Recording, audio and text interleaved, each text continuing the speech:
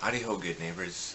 Today I'm going to be reviewing the new La Dispute album, Rooms of the House. Let me just start by saying that it's no secret that La Dispute is one of my favorite bands of all time, so this review may or may not be a little bit biased, but here we go. La Dispute is from Grand Rapids, Michigan. Very emotional, very wordy band, kind of fitting in with the emo, post-punk, post-hardcore, progressive rock genres. Over their three full-length albums, they've kind of developed a real knack for pairing instrumentals in the music with Jordan Dreyer, the lead singer and vocalist, lyric writer for the band. His incredible storylines and the wordy, very wordy, detailed narratives that he uses in his songs.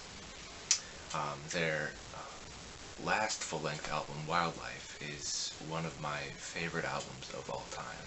Very possibly my favorite album of all time. It was just this grandiose, really very emotional, intense album, and a concept album kind of about a person in their early 20s kind of looking at the world and these events that are happening around him and trying to make sense of it all and stuff. It's just a very great, very intense, very emotional album.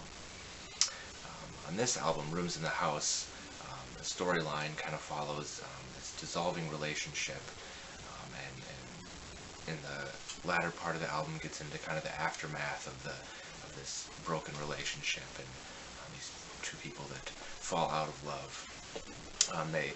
They connect objects and rooms in this house, or the storyteller connects objects and rooms in the house with memories of the past relationship, and how and the album focuses a lot on how a lot of our memories and stuff are connected to things and places, and that's how a lot of the ways we remember people and things.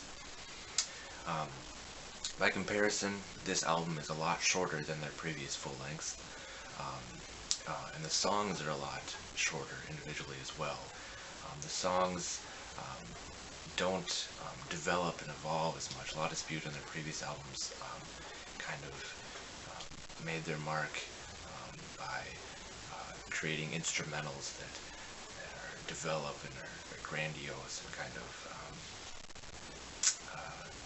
take shape over time. Not at all standard verse, chorus, verse type songs. And this album is also a lot more mellow and melodic. La Dispute, especially on their first album, Somewhere at the Bottom of the River Between Vega and Altir, kind of made their mark with this very intense, kind of heavy, aggressive, hardcore sound. And it mellowed out a little bit on Wildlife, but here it's very noticeable. The aggression has dropped quite a bit. The album starts out with the song Hudsonville, Michigan, 1956, a very intense intro that involves a couple they're separated geographically. Husband's up in Michigan, wife's down in Indiana visiting family, and there's a storm, and the couples are both caught in the storm separately, so it kind of follows their thoughts and emotions as they're caught in this large, grand storm, and they're separate from each other.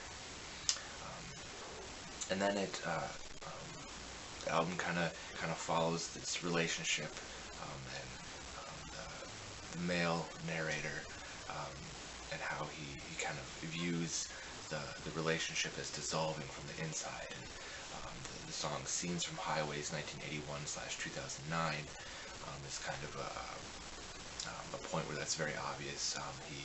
He's kind of at the point where he is now, where they're still in a relationship. He's kind of looking back at a vacation he and his partner had, and kind of remembering fondly that, and kind of thinking now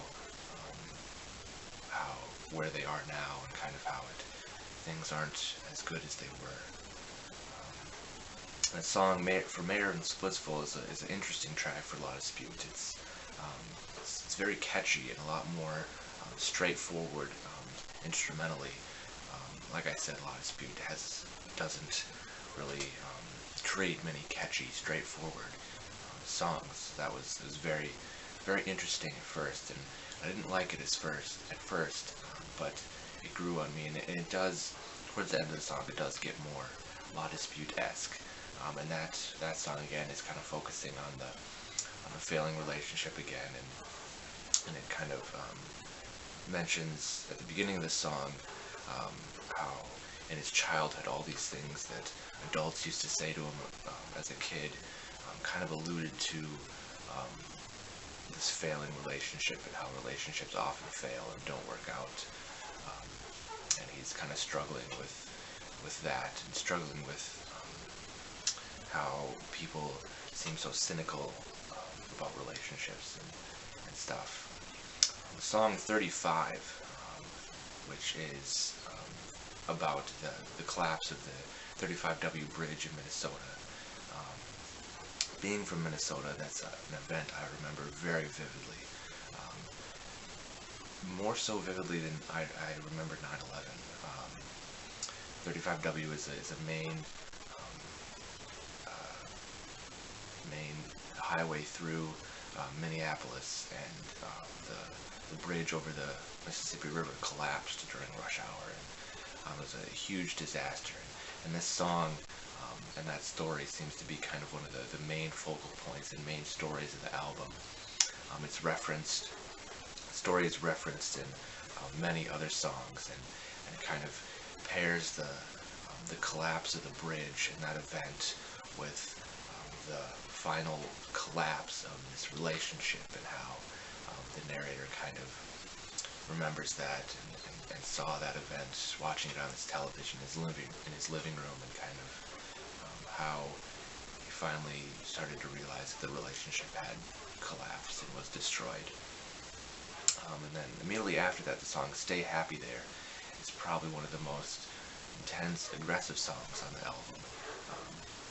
And it's, whereas the previous tracks had kind of been outlining the relationship dissolving from the inside, this one is more looking back, or not so much looking back, but looking at the aftermath of the broken relationship, and looking at things that could have been, and how they were, and what they could have been. The song "Woman Reading" is one of my favorite tracks of the album, and the song "Woman Reading" kind of focuses on how homes become more than just buildings and blueprints. They become the place where you live through all the memories and the events that happen in the house, and with the people who live there with you and the relationships you have. And it's a fun track that I really liked. The closer of the album, the song Objects in Space, is kind of what really tries to tie all the stories and narratives together. It's kind of a spoken word narrative, cataloging objects in this house, and referencing the previous tracks and the stories and the memories that go with these objects in rooms. It's a very mellow track, honestly a bit of a disappointing closer. La Dispute in the past has seemed to end their albums on a very solid ending, but this one, I don't know, it seems like it comes a little bit short. Overall, I felt the album lacked some flow from track to track. I don't know if I can really name anything specific, like reordering of tracks that I would have done, or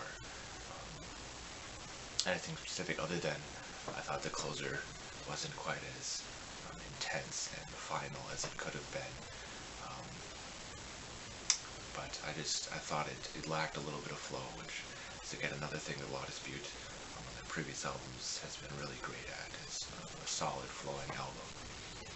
On this album, like I said, the instrumentation is a little bit more subdued, less grand. The songs don't evolve and develop over time like they have done on previous La Dispute releases. That's a little bit disappointing because I've grown to really appreciate that from La Dispute. La Dispute, the intensity and aggression is definitely lacking on this album, very noticeably. And that's again a little bit disappointing because that's initially what really drew me to La Dispute is the intensity and the aggression, just the very intense emotions. Overall, I still think it's a fantastic album. It's not as intense and grandiose as I would have liked it to be. I still give it a 9 out of 10, which seems like a little bit, which honestly to me seems a little bit high given all the criticisms I have of it, but I do still think it was a great album, and I still think La Dispute is one of the best bands making music today. But again, like I said, it was good, but I've seen how great La Dispute can be, and this just didn't quite meet that 10 out of 10 status albums such as Wildlife did for me. So if you're into wordy, very emotional, intense music with great narratives and stuff, definitely check out this album and previous La Dispute albums. I think you'll enjoy them.